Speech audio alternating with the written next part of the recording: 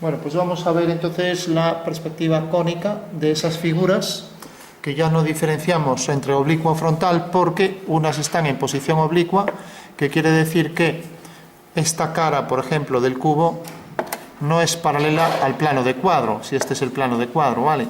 Ahora, si lo colocara así en paralelo a este plano, entonces tendríamos que efectivamente este cubo estaría en perspectiva cónica frontal, ¿vale?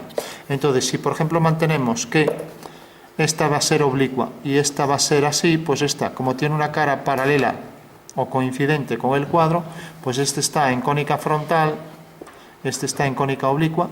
El cilindro y el cono, por ser superficies de revolución indistintamente, se pueden inscribir en un rectángulo en posición frontal o oblicuo, la figura va a salir igual, ¿vale? Y luego tenemos el cono, pues igual, otra de revolución, y por último la pirámide, ¿vale? Entonces vamos a hacer estas y vamos a calcular sus sombras, ¿vale? Entonces dibujamos las figuras vistas desde arriba, como siempre. Para hacerlo con precisión vamos a partir del sistema diédrico, ¿no? Entonces cogemos aquí el plano de cuadro, una línea horizontal, y vamos a hacer la línea de tierra, por ejemplo aquí. Como veis, no dejo mucho espacio porque me interesa alejar un poco el punto de vista, ¿vale? Entonces, sobre una vertical, visto desde arriba, la posición del punto de vista será esta, ¿de acuerdo? Recordad que todo aquello que excede un ángulo de 60 grados, pues significa que las figuras se van a distorsionar. Lo voy a hacer aquí de forma práctica. Aquí tenemos, por ejemplo, el ángulo de 60, ¿no? Entonces, si lo coloco en el punto de vista, e imagino a la altura del punto de vista un cono que tiene por diámetro esta longitud, todo lo que entre dentro de este cono sale conforme a lo que el ojo ve. Ahora, todo lo que se vaya alejando, se produce un efecto de distorsión. ¿Alguien se acuerda cómo se llamaba ese efecto de distorsión utilizado en el Trompe-l'œil, ¿no? Bueno, se llama... ahora se me fue el santo. Bueno, pues nada, se llama anamorfosis. Vale. Bueno, pues tenemos, recordad, el cono 60 grados, ¿vale? Y todo lo que esté más alejado. ¿Qué quiere decir? Que dentro de esto debería colocar las figuras en planta, porque si esta la coloco aquí, va a salir muy distorsionada, ¿me entendéis? Vale.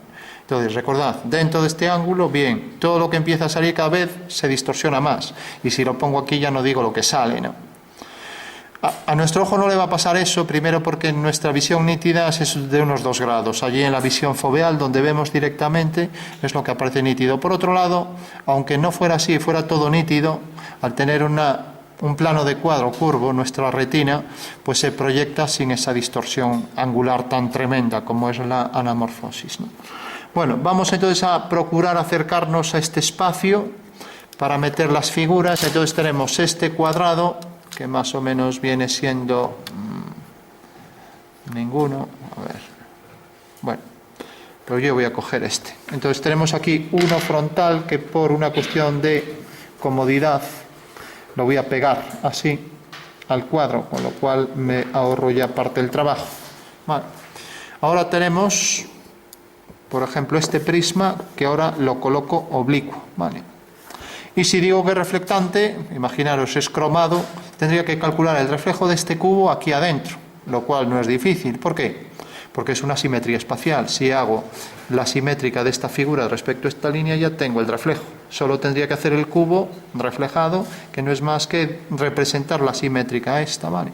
Entonces dibujo el prisma por aquí, entonces ya me aprovecho de la planta de la figura.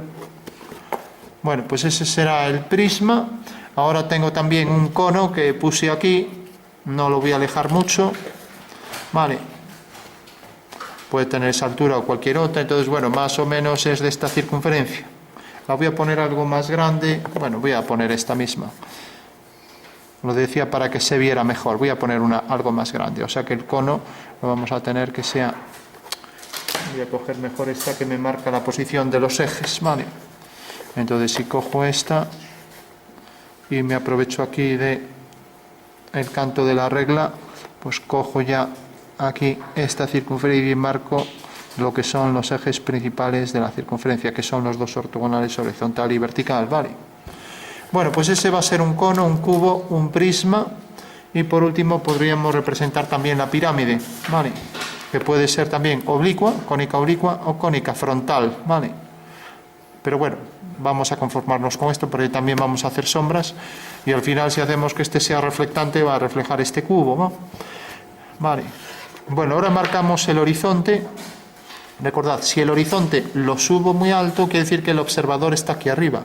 Y entonces el cono de 60 grados que tenía aquí, ahora hace que la circunferencia de este cono quede aquí, con lo cual vuelven a salir las figuras fuera de ese cono, ¿no? Entonces no debo subir el punto de vista mucho más que a lo mejor 3 centímetros, ¿no? Bueno, lo voy a poner aquí, por ejemplo. Aquí a esta altura.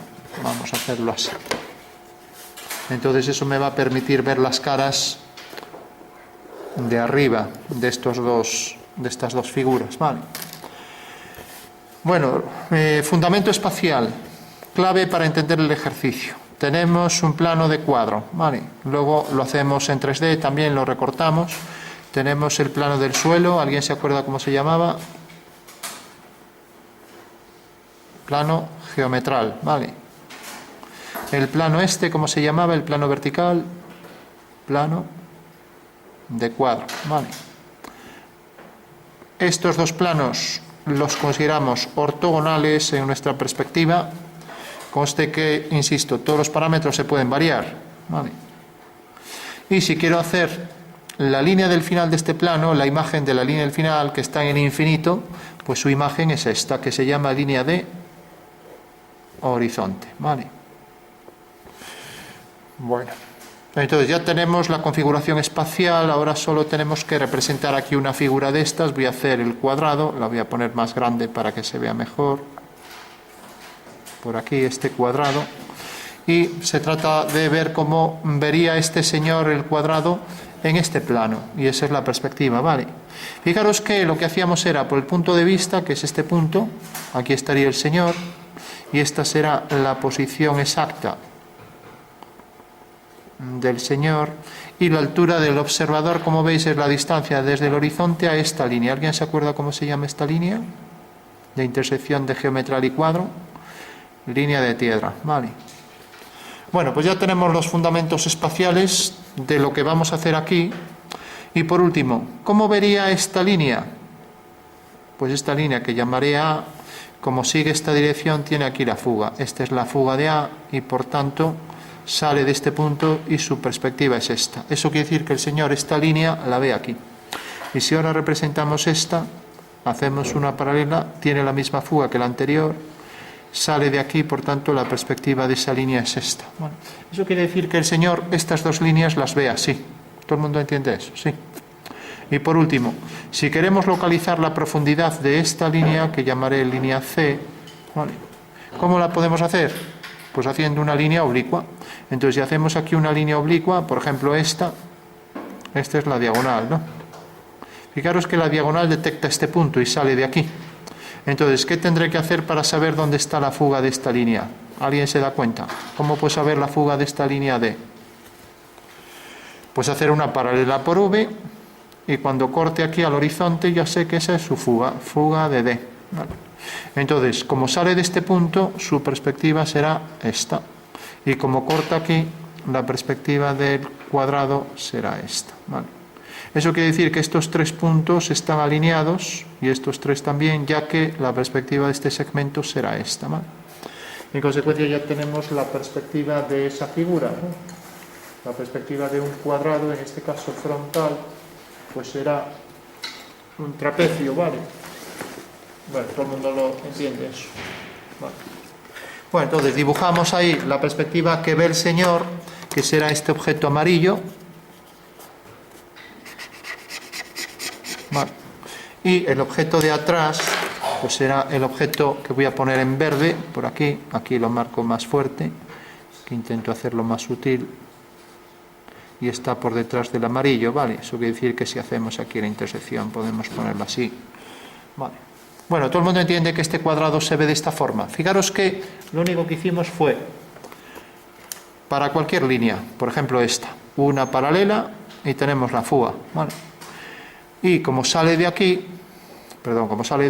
pues esta será su representación, ¿vale? Y por tanto detecta aquí a la intersección. Eso quiere decir que el punto T tiene su imagen aquí, es su perspectiva, ¿vale? Bueno, pues ese es el fundamento espacial. Entender esto es saber lo que estamos haciendo. Si no, si solo seguimos lo mecánica y es como quien sigue una fórmula en matemáticas sin saber de dónde sale, pues bueno, al final la olvidaremos algún día, ¿no? Bueno, pues si alguien no entiende esto, pues también este es el plano vertical. Vamos a hacer que, por ejemplo, ponemos aquí un poco de sombra para entender que este es un plano ortogonal, como si este plano reflejara un poco. Y ahora ponemos también aquí un poco un tono de oscuro hacia claro hacia adentro, ¿vale? Mientras que aquí, para diferenciar este plano de este, pues podemos también marcar aquí por detrás para que se entienda mejor. Bueno, ya que estamos viendo lo de los reflejos, pues entended, el reflejo de este cuadrilátero pues será este que viene por aquí, y la sombra de este objeto, aunque lo entendemos así traslúcido, pues será esto que viene por aquí, ¿vale? Porque todo esto, ya digo, en los bocetos conviene siempre sombrear, porque es lo que nos va a dar una intuición espacial de cómo es el objeto a representar, ¿vale?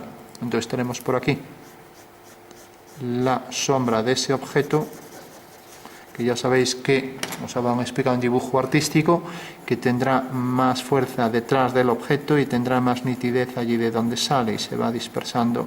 Bueno, dispersar es otro término que no tiene nada que ver con esto, un término de la luz, ¿no? Bueno, pues esa será la sombra que deja detrás este plano, y esta será la tonalidad que nos dice que en realidad esto se está reflejando, pero sin olvidar que aquí, por ejemplo, refleja también el oscuro circundante, ¿vale? Bueno, eso para que se entienda en 3D, ¿vale? Bueno, supongo que no habrá dudas sobre...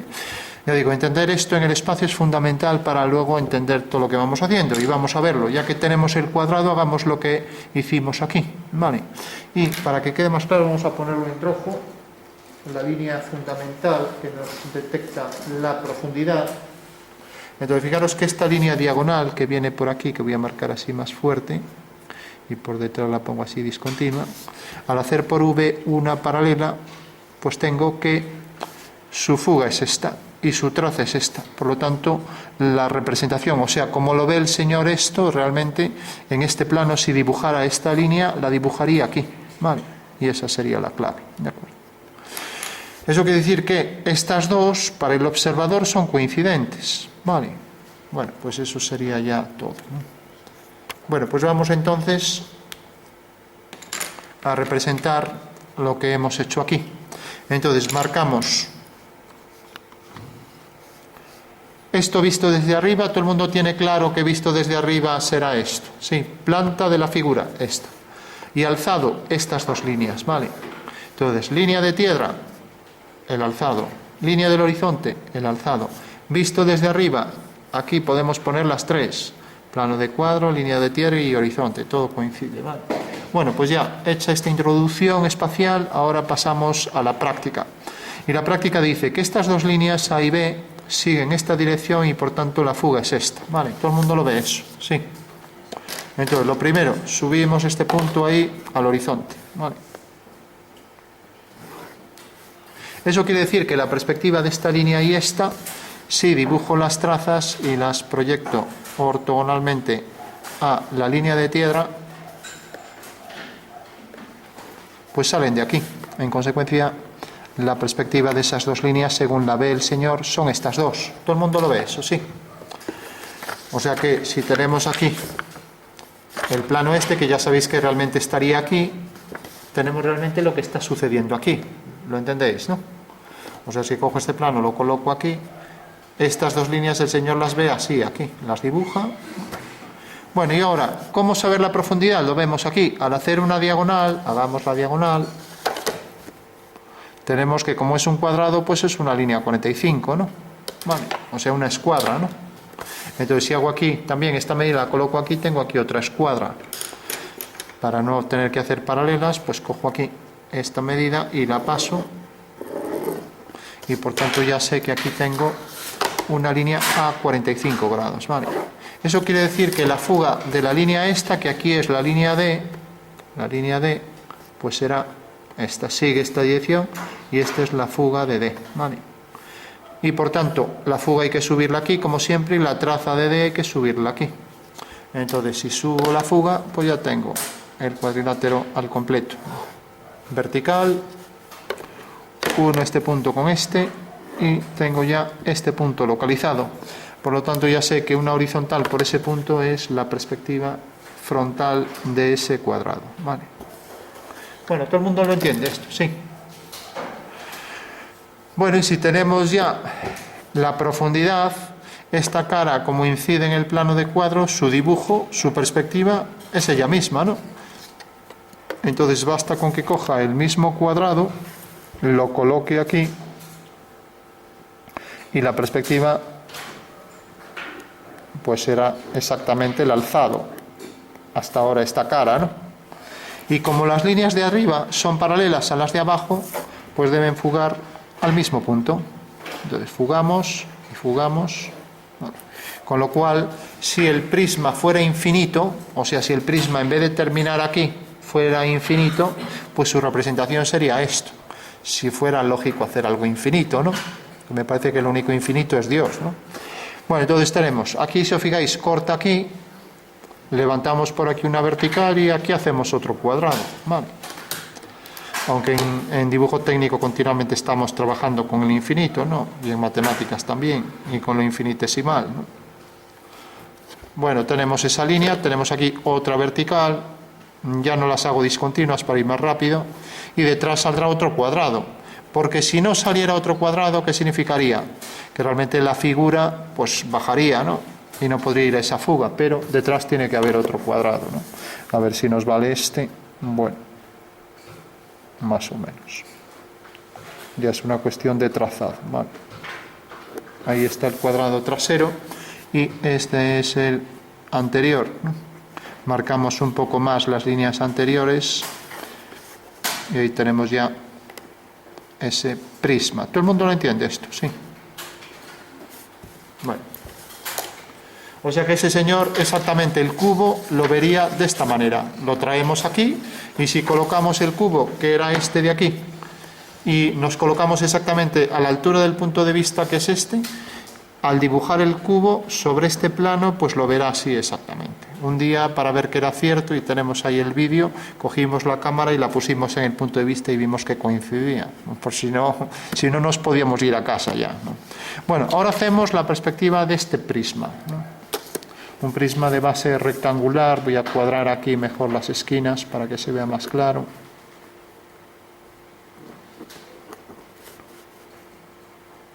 Esto, bueno, entendemos que pasa por la esquina, lo puse así por mayor facilidad.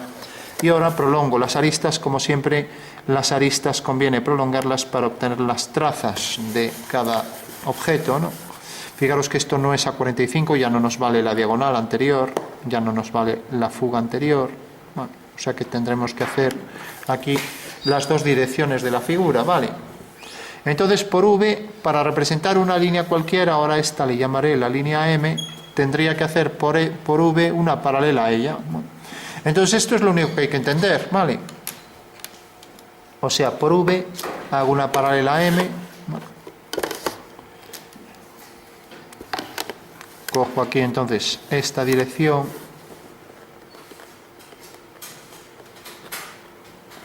y por V, con el trípode ni me puedo mover, sigo esta misma dirección. A ver, aparto un poco el trípode y ya está. Bueno, como vemos, viene por aquí. Y esas dos líneas tienen la misma dirección y esta es la dirección que me detecta la fuga de la recta M, o sea que una paralela viene por aquí y corta aquí, ¿vale? Bueno, pues esa es la fuga de M, ¿vale? Y esta es la traza de M, ¿vale? Y la fuga de esta línea, que alguien me diga cuál es la fuga de esta línea. De esta línea que tenemos aquí. la misma FM, ¿no? Vale. ¿Por qué? Porque son paralelas y todas las paralelas tienen la misma fuga. Y si encima son horizontales, van al horizonte. Vale. Esas son las leyes de la perspectiva. Entonces levanto una vertical y por tanto sale de este punto, subo la traza siempre a la línea de tierra y uno con la fuga. Vale. Y lo mismo, uno la otra traza que subo a la línea de tierra y uno con la fuga. Vale. Viene por aquí. Bueno, pues ya sé que esta línea y esta son paralelas y ya tengo la perspectiva de estas dos. Vale. Hago lo mismo con estas otras dos, subo las trazas, esta traza ya la tengo subida, entonces ya solo me queda subir esta. Vale. Y ahora hacer la perpendicular a esta línea, ¿no? Recordamos que es M, por tanto es la perpendicular a FMV, o sea, a esta FMV. Bueno, esto habría que desplazar la regla, pero eso quiere decir que este ángulo es de 90, ¿vale? Para no equivocarse con esto. ¿De acuerdo? Bueno, entonces tengo aquí la fuga de la recta A y la recta B, ¿vale? De estas dos, ya que siguen esta dirección. Lo subo aquí arriba y ya tengo ahí la posición de su fuga. Entonces, como tengo las dos trazas, ya puedo trazar aquí esta línea y esta otra. Y la perspectiva de ese rectángulo, de este rectángulo, pues es esta. Vale. Bueno, y ese rectángulo lo habíamos calcado tal cual. Por tanto, tiene esta altura, coloco aquí la altura, siempre a partir de la traza, entonces coloco su altura y llega hasta aquí. Eso quiere decir que al hacer aquí una vertical, debo fugar hacia este punto y ya tengo aquí en las dos verticales la altura correspondiente a ese prisma, ¿no? Si hago aquí otra línea vertical y hago aquí otra, fijaros que es esta línea, no esta. Como ya tengo este punto y fuga hacia este, entonces trazo aquí esta línea. Y trazo aquí esta línea. Con lo cual ya tengo ahí el prisma al completo. Vale.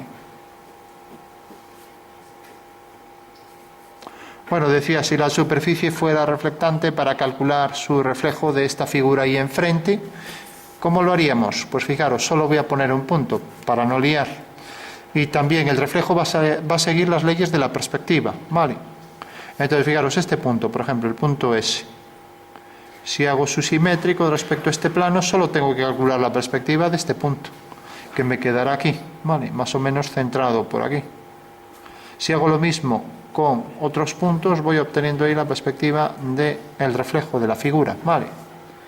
Y las leyes de la perspectiva se cumplen, o sea que el cubo de aquí dentro de la imagen también van a tener fugas sobre el horizonte, porque serán líneas horizontales reflejadas. Bueno, por último, representamos esto. A ver, venga, dibujando todas. Más dibujar y menos hablar. Hacemos aquí la tangente vertical. Mejor es, para hacer las circunferencias, circunscribirlas. Hacer una circunferencia circunscrita, hacer el cuadrado circunscrito con las líneas horizontales y verticales de los lados y representar ese cuadrado, porque si cuadramos una circunferencia, la elipse nos saldrá con mayor precisión, ¿vale? Entonces lo único que tengo que hacer es prolongar esta línea hasta aquí y prolongar esta línea hasta aquí. Entonces represento la perspectiva de ese cuadrado y ya está, ¿vale? Aquí vamos a hacer un cono, entonces luego lo único que tenemos es que calcular su altura y se acabó, ¿vale? Bueno, pues perspectiva de estas dos líneas tienen aquí la fuga y salen exactamente de este punto y salen de este punto. Por lo tanto, como tienen aquí la fuga, la perspectiva de esas dos líneas serán estas dos, esta y esta, ¿vale? O sea que la línea Q y la línea R serán estas dos. Y entonces, si hago una línea 45, tendrán esta misma fuga, porque esto también está a 45, ¿no? ¿Y de dónde sale? Eso es lo que necesito. Pues sale exactamente de aquí, de este punto. Vale. Casualmente me coincide con este vértice. Entonces subo ese punto y fuga hacia F sub M, y por tanto viene por aquí. Eso quiere decir que corta en este punto y corta en este. Entonces, por esos dos puntos de intersección de esta línea con estas dos, tendré que hacer dos horizontales, y ya tengo ahí la perspectiva del cuadrilátero circunscrito. Vale. Entonces tengo esta línea horizontal y tengo aquí esta línea horizontal. Vale. Bueno, pues ya tengo el cuadrado donde se inscribe esa circunferencia, que se proyectará según una elipse. Vale. Y ahora necesitamos la altura. Entonces, como pasa por el medio, lo que hacemos es, ¿a alguien se le ocurre un método para obtener la altura? Pues por ejemplo, hacemos las diagonales y tenemos ya la posición del punto central, que es este. Entonces, si trazo por aquí esta línea vertical que pasa por el centro, ¿vale? Fijaros que esta línea pasa aquí también por el centro, coloco la altura aquí del cono en vertical, por ejemplo, que sea esta. Vamos a hacer que se parezca a esto, más o menos, que sea esta. Fijaros que esta línea es la traza de la recta que pasa por el centro, ¿vale? Entonces, si hago aquí la vertical y levanto aquí una vertical, ya tengo ahí la altura del cono, ¿vale? O sea que, fijaros que siempre debo poner la altura, la pongo aquí, sobre la traza de esta recta, ¿vale? Y al levantar aquí una vertical ya tengo ahí el vértice.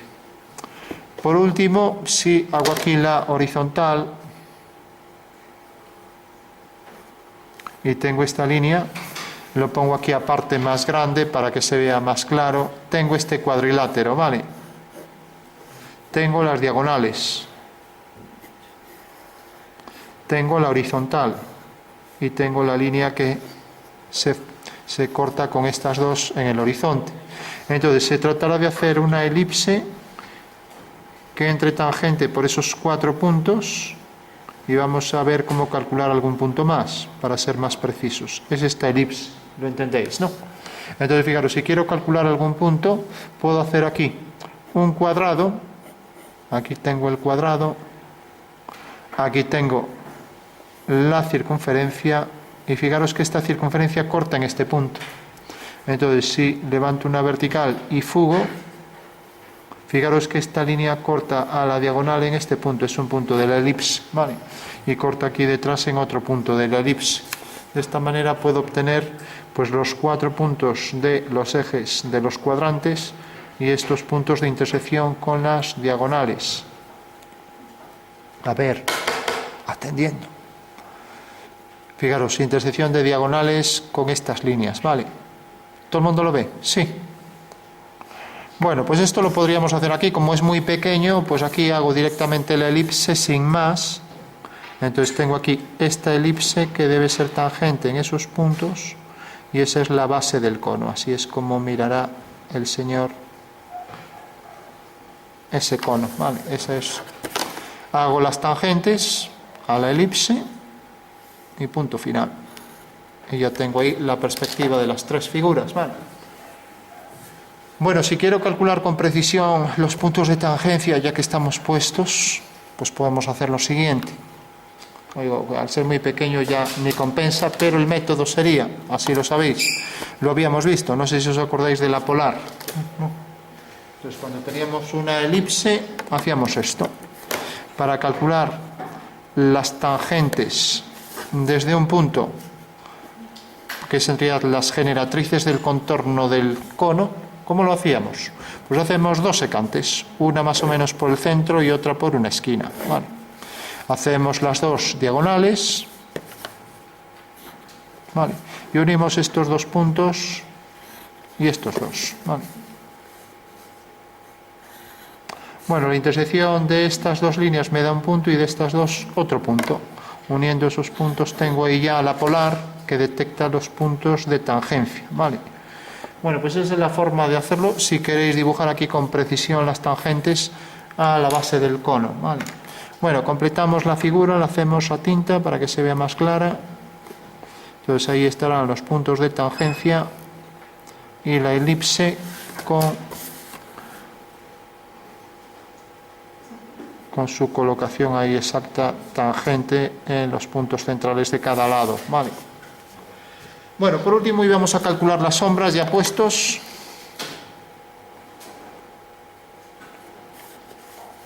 Entonces, para no hacer la cosa muy complicada, aunque no tiene complicación ninguna, pero bueno, vamos a hacer que las sombras no se solapen de unas figuras sobre otras, ¿vale? De acuerdo. Entonces vamos a hacer, por ejemplo, que la sombra de este punto caiga aquí, ¿vale? Con dar ese dato me llega para calcular todo, ¿de acuerdo? Podríamos calcular también la posición del Sol con las coordenadas exactas, y si nos dan los parámetros terrestres podríamos hasta localizar el punto donde se da esta situación, ¿vale? Pero bueno, eso ya es más complicado, AutoCAD lo hace con mucha facilidad. Bueno, fijaros que esta línea vertical, su sombra viene por aquí, ¿vale? O sea que si unimos este punto con este, tenemos que la sombra de la vertical, si esta línea fuera infinitamente grande, iría hasta aquí, ¿vale? Pero como termina aquí, la sombra de este punto es esta, que es lo que nos dijeron, ¿vale? Y fijaros que las sombras de las verticales siempre van hacia aquí, ¿vale? Entonces, si yo uno este punto con este, pues ya sé que este es el rayo de Sol, ¿vale? Y si por aquí hago una vertical, pues ya sé que esta es la fuga de los rayos de Sol, ¿vale? O sea que haciendo por aquí una vertical. Entonces fijaros que siempre voy a tener dos puntos, uno sobre el horizonte y otro sobre esta vertical, ¿vale? Sobre esta vertical, el punto este va a ser el punto donde se cortan los rayos de Sol. Puede quedar por encima o puede quedar por debajo del horizonte. Luego vemos los dos casos, lo vais a entender muy bien dibujando el Sol, ¿no? Así de simple lo vais a ver. O sea, si el Sol está delante, aquí tenéis el caso del Sol, tenemos su proyección en el horizonte y la sombra, por ejemplo, de este árbol, pues es esta, ¿vale? ¿Lo veis, no? Entonces fijaros que si aquí coloco un poste, pues lo mismo, la sombra de ese poste es esto. ¿Qué quiere decir eso? Pues quiere decir que esta es la fuga de los rayos solares, ¿vale? Mientras que esta es la fuga de las sombras de las verticales, ¿vale? ¿Entendéis? Fuga de verticales, ¿vale? Entonces, si lo vemos aquí es al revés. ¿Qué quiere decir? A ver si a alguien se le ocurre. ¿Qué quiere decir? Fijaros que aquí el Sol está en esta posición. Aquí está la fuga de los rayos y aquí está la fuga de las verticales. Pero aquí está al revés. Aquí tenemos la fuga de las verticales y aquí tenemos la fuga de los rayos, ¿no? ¿Alguien me explica por qué la fuga de los rayos queda bajo el horizonte en este caso y aquí queda por encima del horizonte? Bueno, pues muy sencillo. Si os fijáis aquí el Sol lo estamos viendo y por tanto todos los rayos van hacia el Sol, ¿vale? De hecho lo dibujo así como hacen los niños, ¿no? Con los rayos. O sea que esa es la fuga de los rayos solares. Pero si el Sol está detrás de nosotros, entonces pasa esto, que la fuga de los rayos pasa a estar debajo del horizonte. ¿Se entiende eso? Sí. Bueno, según eso, pues ya sé, ahora la fuga de esta vertical, de su sombra, vamos, pues será esta. La fuga de esta vertical será esta. Ahora todas las líneas van hacia allá. Y el rayo solar, todos los rayos vienen hacia aquí. Por lo tanto, la sombra de este punto será esta. Y la sombra de esta línea será esta. O sea que ya sé que la sombra del cubo es esta, ¿vale? Y por tanto no vemos su cara oscura, ¿vale? Todo el mundo lo entiende, eso sí. Bueno, las sombras, una vez ya que se hacen varias, pues ya salen todas sin pensar, ¿no? Son todas sencillas, ¿no? Bueno, si hacemos esta, por ejemplo, esta de aquí, la completamos, tenemos la sombra de esta línea, pues será una paralela, irá a esta fuga, ¿vale? Bueno, pues ya la dibujamos. Vale. Ahora, el rayo solar irá hacia F sub R, corta aquí. por tanto corta aquí detrás. Eso quiere decir que la sombra de este segmento irá hacia aquella fuga y la sombra de este irá hacia ahí abajo, ya no se ve por detrás. Eso quiere decir que la sombra de la figura será esta, ¿vale?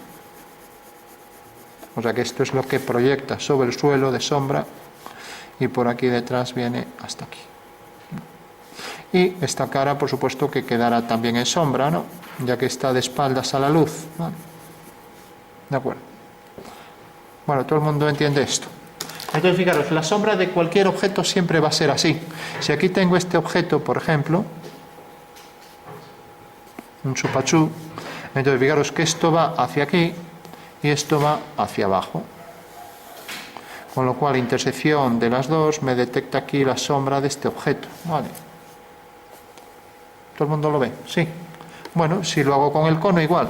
De repente, la sombra del segmento vertical, que es el eje de revolución, viene hacia aquí. Y la sombra de este vértice viene hacia aquí. Por tanto, cortaría aquí detrás y desde aquí hago las tangentes al cono. Entonces, en el punto de tangencia subo aquí ya la separación entre luz y sombra, ¿no? Entonces, corta aquí, corta esta línea aquí y hago aquí la otra tangente. Eso quiere decir que la sombra del cono pues será este fragmento que vemos aquí y este trozo que vemos aquí.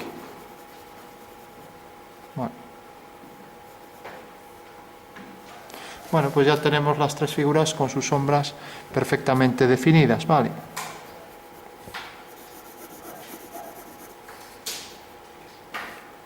Y esto llegaría ahí atrás, ¿vale? Con lo cual ya estaría completo. Podríamos dibujarlas aquí también, ya que las tenemos, ¿no? Sería el proceso inverso. Cuando hacemos el proceso inverso, sacar los datos de la perspectiva se llama restitución, ¿vale? Entonces podría hacerlo también de una forma muy sencilla, porque esta línea viene hasta aquí, o sea que saldría de aquí, sigue esta dirección, y ahora esta línea, pues este punto lo puedo bajar, unir con V, y entonces ya sé que esta es la posición de la sombra, ¿vale? Pero bueno, eso lo dejamos para cuando hagamos el ejercicio partiendo de las sombras de la planta, ¿vale? Bueno, pues ese sería el método, ya no me voy a extender más. Por último, puedo recortar esto como hacíamos siempre y colocarlo aquí y verificar que efectivamente el señor está viendo estos objetos de esta manera, ¿vale? Y ya estaría el ejercicio completo, ¿vale? Pues, ¿alguien se acuerda por qué? A ver esta pregunta que es clave.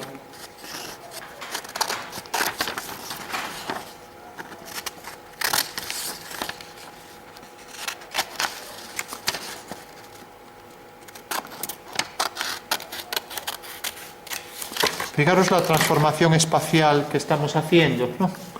Tenemos aquí esta figura así, ¿vale? La giramos 90 grados y la desplazamos hasta aquí, ¿vale? Y el señor realmente lo que está viendo es este cubo, por ejemplo, está aquí. A ver el prisma dónde está. El prisma está aquí y el cono está aquí detrás, ¿vale? Así. Bueno, pues este señor, si dibuja lo que está detrás, realmente va a dibujar esto. Pero matemáticamente, ¿eh? O sea, no es más o menos, no, esto es leyes matemáticas, ¿no? ¿Por qué? Porque la intersección de los rayos visuales con el cuadro es en realidad, la perspectiva se reduce a calcular la intersección de la radiación o conjunto de líneas que pasan por el vértice, que es el punto de vista, con el cuadro. Y esa intersección me va dando todos los puntos de esas figuras, ¿vale? O sea que eso es algo matemático, ¿no? Pero habíamos comentado lo siguiente. Fijaros que esa es la perspectiva. Si esto fuera de acetato y colocar aquí el punto de vista, exactamente yo vería las figuras coincidentes con sus perspectivas, ¿vale? Pero ojo con esto. ¿Por qué trasladamos esto hasta aquí? O sea, hacemos una traslación y una vez que tenemos aquí, lo giramos esto. ¿Alguien sabe por qué?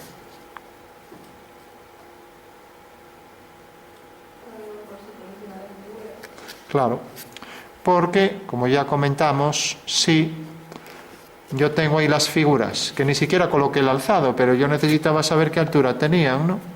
Imaginaros, pues el alzado no lo puedo colocar aquí tampoco. Si lo coloco aquí, tendría que coger la perspectiva y todavía subirla más, ¿no?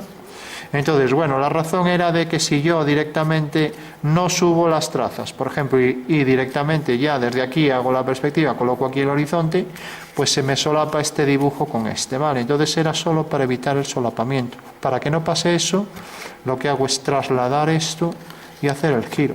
Con lo cual ya tengo que esta configuración espacial que obtengo, lo que ve el Señor sobre este cuadro lo dibuja, ¿no? Esta configuración espacial la transformo todo mediante una traslación y un giro a 90 grados en una forma plana, con lo cual tengo las vistas en planta. Debería tener también el alzado, lo que pasa es que ya dije el alzado, qué medida tenía cada cosa, y una vez que tengo la planta y el alzado, pues es cuando puedo sacar ya esto, ¿no? Vale. O sea que no puedo hacerlo aquí para que no se solape. Entonces, incluso si tuviera aquí el alzado de la figura, que es como lo pondré casi siempre, pues todavía tendría que hacer la perspectiva más lejos, ¿no? Vimos un ejemplo de puntos métricos que era hacer todo esto sin tener las vistas, ¿no? Pero bueno, como sé que es un método más difícil de entender, aunque más fácil de hacer, la gente sería más y prefiero que a lo mejor se siga este método, ¿vale? Con este método podemos sacar cualquier ejercicio, por complejo que sea, ¿vale? Bueno.